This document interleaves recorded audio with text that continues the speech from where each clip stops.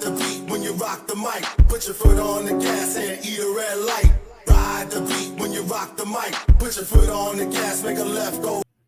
Hello again, thinkers and troublemakers. It's Jeff back with part 3 of our journey through Thomas Sowell's book, Black Rednecks and White Liberals. So far, we've tackled black redneck culture and blown up some myths about slavery. Ready for another paradigm shift? Today, we're diving into an essay of Sowell's that has an eyebrow-raising title, Are Jews Generic? Don't worry, this isn't an identity crisis about whether my store-brand bagels are as good as the kosher delis. Sowell is exploring a deeply historical and economic question. Why do certain minority groups, like the Jews, repeatedly find themselves hated and targeted, even in places where they start off as poor immigrants? What does that tell you about human nature and accountability? This topic hits close home for me, and really anyone who belongs to any group that's been blamed for society's problems, which, let's face it, is almost every group at some point. It's about scapegoating and envy, the age-old pastime of shooting the messenger, or, in this case, the merchant. And it's not just about Jews. Sowell's thesis is that there's a generic pattern to how entrepreneurial minorities are treated across cultures and eras. The Jews in Europe are the classic example, but he points out others: the Chinese in Southeast Asia, the Lebanese in West Africa, the Indians in East Africa, the Armenians in the Ottoman Empire, the Igbo in Nigeria, even the English in medieval France. What do all these minorities have in common? They were a middleman minority, a group that specializes in trade, lending, shopkeeping, money handling, basically serving as intermediary between producers and consumers. And boy, do they get grief for it. Let's set the scene with a little story Sowell shares. It's one of my favorites in the book as a vet. It doesn't involve Jews or Chinese or any particular ethnicity. It involves a bunch of World War II prisoners of war in a German POW camp. These prisoners from various allied nations started receiving Red Cross care packages with goodies like canned food, chocolate, cigarettes, etc. Now, at first, when the packages arrived, it was chaos, a free-for-all of art. Maybe a British soldier hates canned spam but loves cigarettes, whereas the American GI has no use for smokes but craves chocolate. So they tried to swap one-on-one, and it was messy and inefficient. Quickly, a few enterprising prisoners stepped in and said essentially, hey, I'll trade your items for you. I know who wants what, and I'll take a little cut for the service. They became middlemen in the POW camp economy. Over time, the middlemen even set up a sort of makeshift banking and lending system, i.e., I'll lend you some sugar now if you pay me back extra chocolate later when the next package arrives. Remarkably, the camp evolved a tiny market economy with currency and credit, all among bored, hungry prisoners. Now, you would think the other prisoners would thank these middlemen for smoothing out trades and helping everyone get what they value most, right? Wrong. Human nature struck. The middleman became resented. Many POWs grumbled that these guys were profiting off of everyone else's misery. It felt like the middlemen were getting something for nothing, even though they were actually working to facilitate trades. Fights broke out. The trader prisoners got a reputation for being crafty and selfish, stereotypicals of the Jewish stories. As Sowell recounts, their fellow inmates did not regard their small profits as fair rewards for a useful service. Instead, they sneered that it must be sharp practice or exploitation. The middlemen weren't physically forcing anyone to trade. They were voluntary intermediaries. Yet envy and suspicion bubbled up almost immediately. Sowell's comment on this here in Microcosm was the fundamental problem of the middlemen down through the centuries and around the world. Bingo, you couldn't ask for a clearer, tiny laboratory of economic psychology. When people don't directly see the value someone provides, they assume the worst and that the middleman is just leeching off of them. In the POW camp, the value, efficient trade, time saved, broader distribution of goods was real, but not obvious. All they saw was some guy ending up with a bit more stuff by trading instead of honestly consuming their own rations. Now extrapolate this scenario to entire societies. Take the Jewish people in medieval and early modern Europe. Often barred from owning land or entering many guild professions thanks to discrimination, Many Jews survived by becoming merchants, moneylenders, tax collectors, and shopkeepers, classic middleman occupations. They served a vital economic role, financing local businesses, connecting farmers to markets, selling goods in town. But to the average peasant or lord, this role wasn't appreciated. Instead, they saw Jews as those pesky creditors who wanted their loans paid back with interest, or the shop owners who charged money. Imagine that for grain. Or the middlemen who always seemed to have money even when others were struggling. Add in religious differences, and voila, the perfect recipe for resentment and pogroms. When hard times hit, who became the convenient villain? The minority parasites in their midst. Never mind that those minority merchants often worked harder or lived frugally to get ahead. Their success itself became a mark of suspicion. They must be cheating us. They're rich because we're poor. Such was the cry. And it wasn't just Europe. So documented how country after country a similar drama played out. In Southeast Asia, immigrant Chinese community became the market dominant minority running shops, trading, basically hustling economically, and they often rose to prosperity above the indigenous populations. The result, massive envy and periodic violent backlashes, from the pogroms against Chinese in Vietnam and Thailand to anti-Chinese riots in Malaysia and Indonesia. If you're Indonesian and your neighbor is a struggling laborer, but the Chinese family down the street runs a successful store and seems wealthier, it's disturbingly easy and politically convenient to nurse a grudge. Those Chinese are exploiting us. They control all the business. Never mind that the Chinese started poor and clawed their way up by endless family labor. Human nature like scapegoats. Consider the Indian merchants in East Africa, places like Uganda and Kenya. Under British colonialism, many South Asians were brought in as clerks, artisans, and traders. They became the commercial backbone in parts of East Africa. The stereotypical Dukawala, or shopkeeper. Come independence, some local African politicians stoked resentment. Throw out the Indians, they're hoarding wealth. In Uganda, dictator Idi Amin infamously expelled the entire Asian minority in 1972, blaming them for economic ills and confiscating their property, of course, like any good socialist. The economy promptly collapsed because, surprise, he kicked out the people who knew how to keep shops stocked and businesses running. Amin basically cut out the Ugandan economy's middlemen hard in an orgy of envy and blame shifting. Sol uses the phrase middleman minority to describe those groups, and he asks, are the Jews generic? Meaning are the Jews just one specific instance in a general phenomenon? His answer is yes. The experiences of Jews, admired for their economic savvy on one hand and hated for the same reason on the other, have been mirrored by other ethnic groups fulfilling a similar economic niche. The stereotype of the greedy outsider who controls commerce pops up everywhere.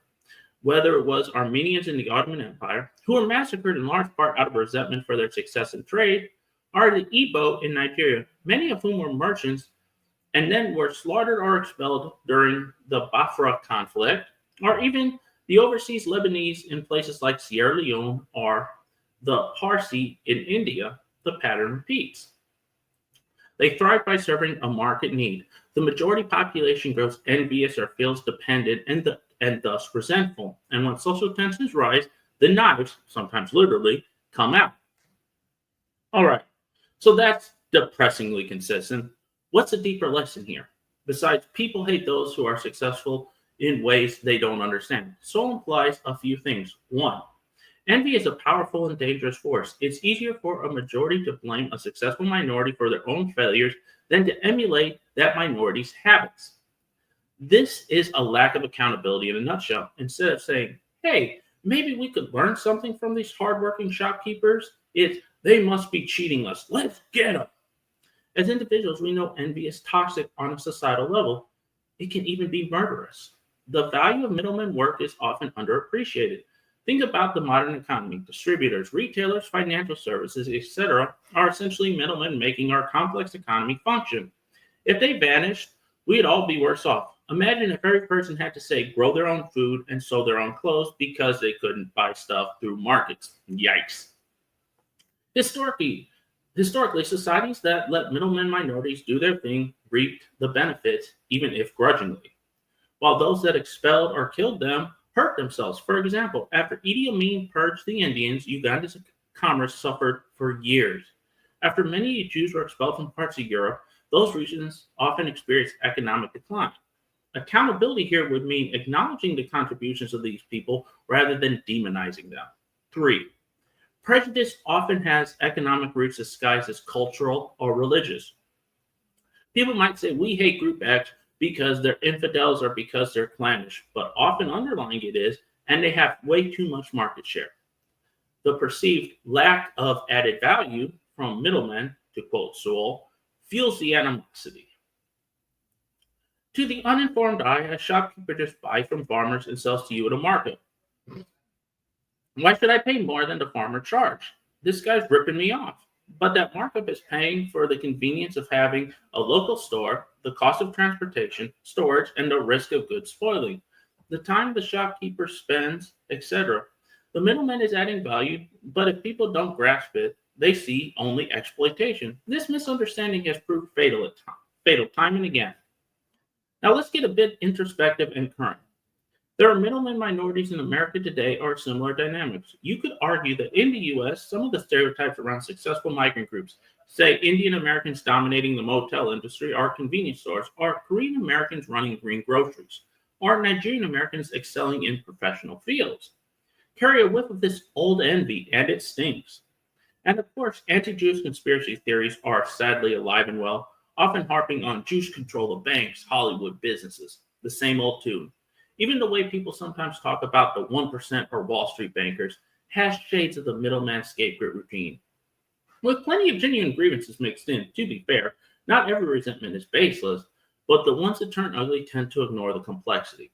Soul isn't saying middleman groups are saints or never do unethical things. Some might, like any human, but he urges us to see the pattern of disproportionate blame. A lot of bad actors find it convenient to unite a majority against a minority by saying, your suffering is their fault. It's the oldest trick in the demigod's playbook. And an economically ignorant population is especially ripe for it because we don't see through the actual causes of their plight, which might be bad government policies or lack of skill or corruption among their own leaders.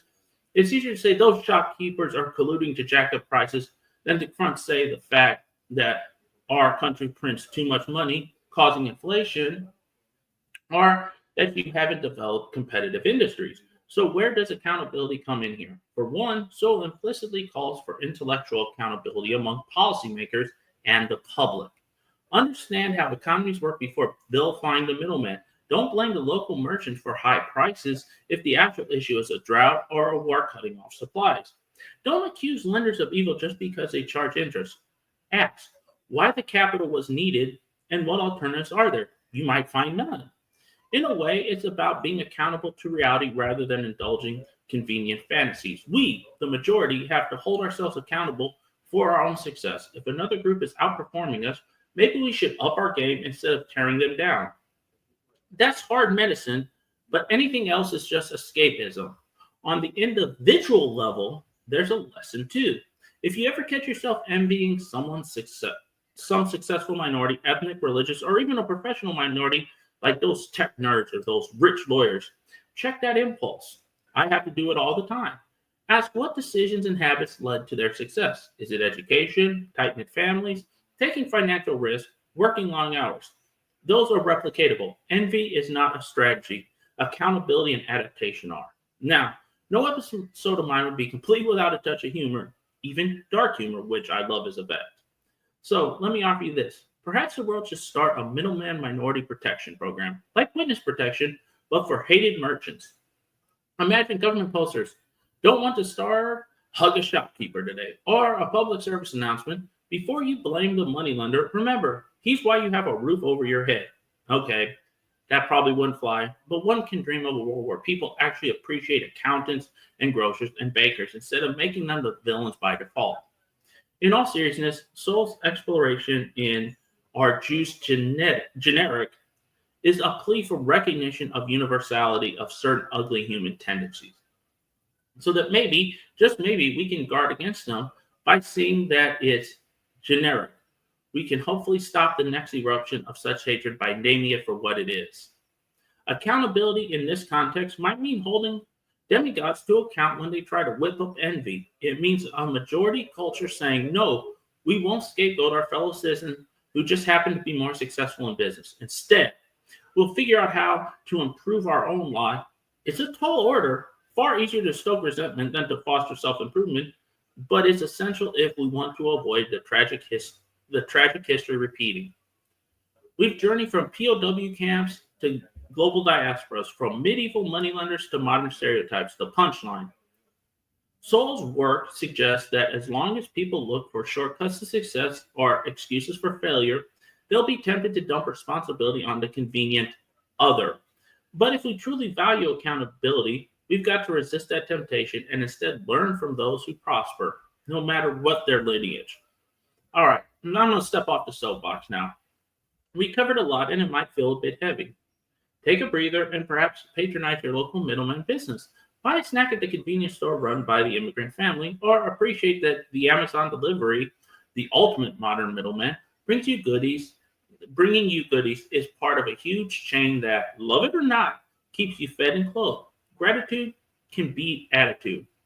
Coming up in our final episode, we'll return to the home front, American education, to discuss one of the most poignant chapters in Sowell's book, The Highs and Lows of Black Education.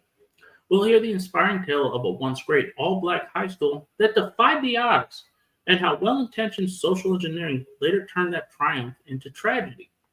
It's a story of excellence, myths, and painful lessons, and it drives home our core theme of accountability in a big way. You won't want to miss it. I'll see you on the flip side in episode 4. Please comment, like, subscribe, and share. New videos drop every day. Until next time, stay free, stay informed, and stay accountable.